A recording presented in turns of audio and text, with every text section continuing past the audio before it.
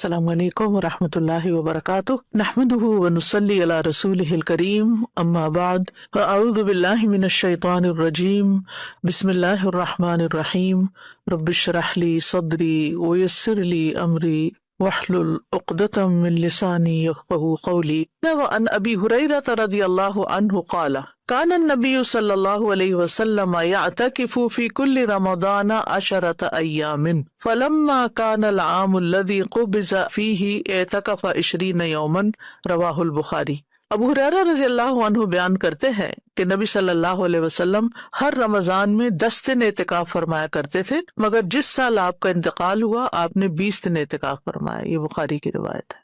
अब आप देखिए कि सारी हदीसों में एक ही बात आ रही है। वो कौन सी कॉमन बात है जो इन सारी हदीसों में है? आखिरी अशरे का एतिकाफ।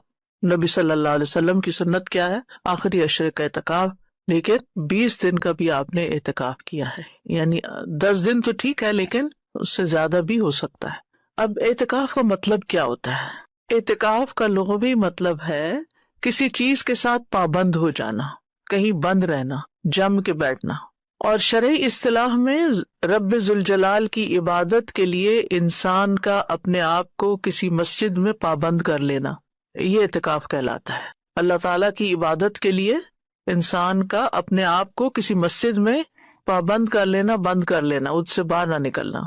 रसूलुल्लाह सल्लल्लाहु अलैहि वसल्लम के अमल से इसका मशरू, मसनून और मुस्तहब होना साबित है कि ये एक अहम इबादत है। कुरान मजीद में भी एतिकाफ का जिक्र आता है। कहाँ आता है? व अहिदना इला इब्राहीम व इस्माईल अन तहहिरा बैतिय लित्ताइफीन वल आकिफीन वर्रुक्अ सुजूद। और हमने इब्राहीम और इस्माईल अलैहिमुस्सलाम को हुक्म दिया कि मेरे घर को तवाफ करने वालों, एतिकाफ करने वालों और रुकू और सजदा करने वालों के लिए पाक रखो। ठीक है, तो इससे क्या पता चलता है कि ये एतिकाफ की सुन्नत कब से है? यस, बहुत पहले से है।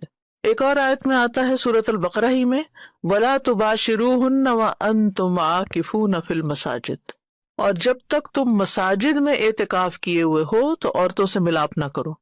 यानी हालत एतिकाफ में हस्बैंड वाइफ का रिलेशनशिप मना है, और खास तौर पर मस्जिद में, क्योंकि एतिकाफ मस्जिद में होता है। तो इन रवायात से ये पता चलता है कि मसनून एतिकाफ रमजान के आखिरी अशरे में किया जाता है। ऐसा करना सुन्नत है। ठीक है, अब आखिरी अशरे को खास करने की क्या वजह है?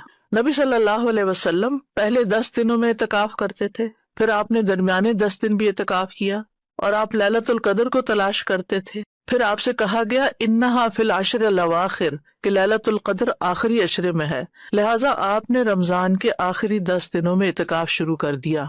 वाज़ेह?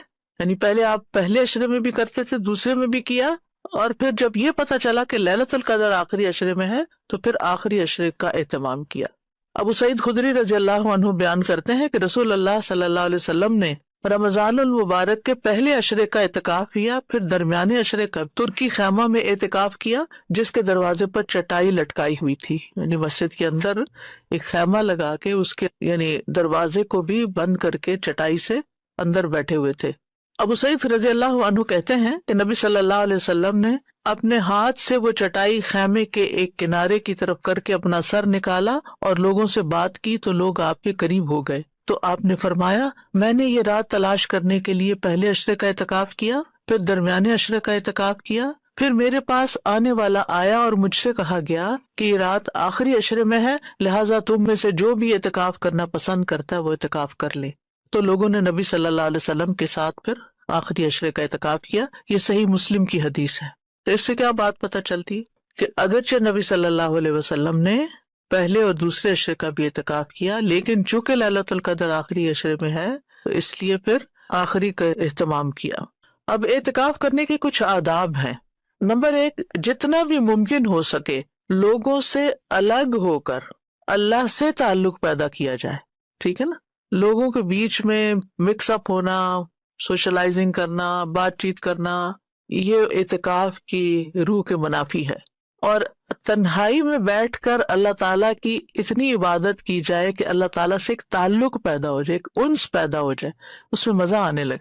आमतौर पर घरों में और रमजान के अलावा इबादत होती भी कम है। बमुश्किल हम फर्ज नमाजें पढ़ते हैं 5, कोई नवाफिल वगैरह पढ़ लिए, تو اس سے زیادہ عبادت نہیں کرتے، پھر دن بھر کے کام کاج میں مشغول ہو جاتے ہیں، چھٹی کا دن زیادہ آرام کرتے ہیں یا کوئی اور کام کرنے چل پڑتے ہیں۔ تو عبادت کی طرف دھیان کا مطلب، تو رمضان کا مہینہ آتا ہے جس میں ہمارا دھیان عبادت کی طرف ہوتا ہے، اور اس میں بھی جب آخری عشرہ آتا ہے تو اس میں مزید عبادت کی